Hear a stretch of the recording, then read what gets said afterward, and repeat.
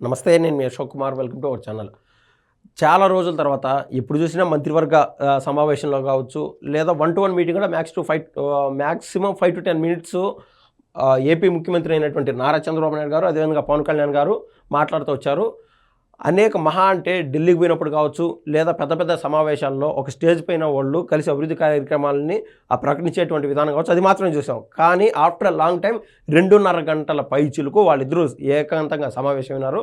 ఈ సమయంలో రాష్ట్ర అభివృద్ధి గురించి అనేక ఆలోచనలు వాళ్ళిద్దరూ, అంటే రివ్యూ మీటింగ్ అనుకోవచ్చు, లేదా నెక్స్ట్ ఏ విధంగా ముందుకు తీసుకెళ్లాలా రాష్ట్రానికి అని చెప్పి సీఎం అనే ఆయన డిప్యూటీ చీఫ్ మినిస్టర్ గారితో వాళ్ళిద్దరూ, అంటే గతంలో మనం చూసాం జగన్మోహన్ రెడ్డి గారి కాలంలో 5 మంది ఉప ముఖ్యమంత్రులు ఉంటే వాళ్ళ పేర్లు చెప్పడానికి కూడా మనం భుజాలు దండుకోవాల్సినటువంటి పరిస్థితి. గూగుల్ చేసి ఒక 10 నిమిషాలు దాటినా కూడా ఆ పేరు మర్చిపోయేటువంటి సంగతి. అంటే డిప్యూటీ చీఫ్ మినిస్టర్ పదం ఉండొచ్చు కాక, కానీ దానికి విలువ లేకుండా చేసినటువంటి వ్యక్తి ఎవరన్నా ఉన్నారంటే జగన్మోహన్ రెడ్డి గారు.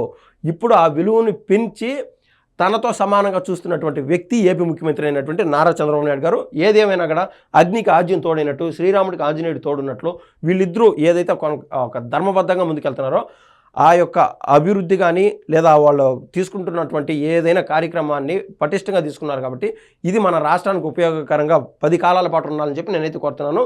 ఈ యొక్క రివ్యూ మీటింగ్లో విశేషాలు చూడండి. రాష్ట్రంలోని అన్ని గ్రామాలకు 2028 డిసెంబర్ నాటికి రహదారులు, తాగునీటి సౌకర్యం కల్పించాలని చెప్పి అవసరమైన ప్రణాళికలు తయారు చేసి దశల వారీగా అమలు చేసి చర్యలు తీసుకోవాలని చెప్పి ముఖ్యమంత్రి చంద్రబాబు అధికారులను అయితే ఆదేశించారు. మంగళవారం ఉండవల్లిలో సీఎం నివాసానికి ఉప ముఖ్యమంత్రి వెళ్ళి చంద్రబాబును కలిసి నా సందర్భంగా పంచాయతీరాజ్ గ్రామీణాభివృద్ధి శాఖ ఆధ్వర్యంలో అమలవుతున్న పథకాలు, కార్యక్రమాలపై చర్చ జరిగింది. గ్రామాల్లో మౌలిక సదుపాయాల కల్పనకు అత్యధికంగా ప్రాధాన్యం ఇవ్వాలని చెప్పి, రోడ్లు, తాగునీటి సమస్య తలెత్తకుండా చూడాలని చెప్పి సీఎం డిప్యూటీ చీఫ్ మినిస్టర్ నిర్ణయించారు. మనం చూసాము 2028 కల్లా, డిసెంబర్ 2028 కల్లా ప్రతి గ్రామానికి రోడ్లు అనేది కంప్లీట్ అవ్వాలంట. గతంలో జగన్మోహన్ రెడ్డి గారి కాలంలో ఏదైతే నిధులు వస్తాయో దాన్ని కుంటుపడే విధంగా ఆ గుంతల రోడ్లు కూడా పూడ్చలేకుండా, ఎక్కడికక్కడ బండులు వెళ్ళేటువంటి వెహికల్స్ ఇబ్బంది పడే విధంగా స్వయంగా పక్కన రాష్ట్రమైనటువంటి కేటీఆర్ గారు ఎవరైతే ఉన్నారో ఆయన కూడా అవహేళన చేస్తా మాట్లాడినాడు. మన తెలంగాణ ఎంత అభివృద్ధి చెందిందో తెలియాలంటే మీరు ఆంధ్ర రాష్ట్రానికి ఒకసారి పోయిరండి, మీకు అట్టే అర్థం అవుతుంది. మీరు పోయి సవ్యంగా తిరుక్కొని వచ్చి మీరు ఒళ్ళు ఓనం కాకుండా ఉంటే చాలని చెప్పి ఆయన చేసినటువంటి ట్వీట్ కూడా ఎవరు మర్చిపోవాలి. ఆ విధంగా ఉండేది గతంలో పరిస్థితి. కానీ పవన్ కళ్యాణ్ గారు ఆయన తన శాఖకు సంబంధించి, అది అటవీ శాఖ కావచ్చు, అటవీ శాఖలో వన్యప్రాణాలు కాపాడేదానికి ఆయన తీసుకొస్తున్నటువంటి వినూత్న నిర్ణయాలు కావచ్చు, అదేవిధంగా హనుమాన్ అనేటువంటి ప్రాజెక్టు తీసుకొచ్చారు పవన్ కళ్యాణ్ గారు. దానికోసం ఏకంగా 100 వెహికల్స్ కేటాయించారు.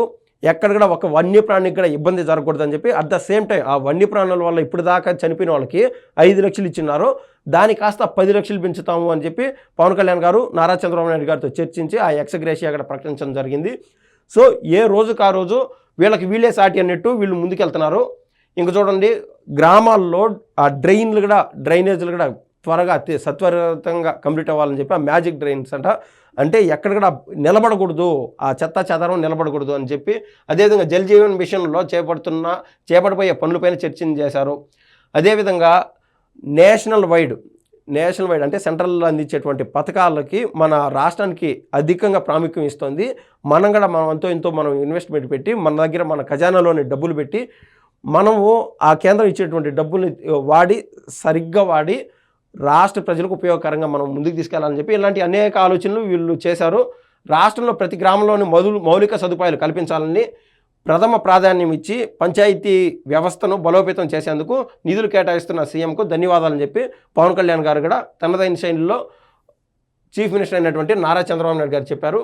ఏదేమైనా కూడా వీళ్ళు ఎన్నికల్లో భాగంగా ఇచ్చినటువంటి హామీలే కాకుండా ఇవ్వనటువంటి హామీలు, అటు నారా లోకేష్ గారు చూసాం తన శాఖకు సంబంధించి ఇంటర్మీడియట్ పిల్లలు కూడా మధ్యాహ్న భోజన పథకానికి కూడా అమలు చేయడం జరిగింది. సొంత డబ్బులు పెట్టి మంగళగిరిలో ఆ స్కూళ్ళు కట్టించడం కానీ, ఎప్పటికప్పుడు అంటే మనం చేస్తుంది రాజకీయం అనేది కుంటుపడిపోయింది. రాజకీయం కాదు మనం చేస్తుంది మంచి, మనం బాధ్యతగా ఉండాలని చెప్పి వీళ్ళు చేస్తున్నటువంటి ఏదైతే ఒక నడవడిక ఉన్నదో అది అద్భుతం అని చెప్పి ఆంధ్ర రాష్ట్ర ప్రజలైతే కొనియాడుతున్నారు. ఇవాళ ధన్యవాదాలు.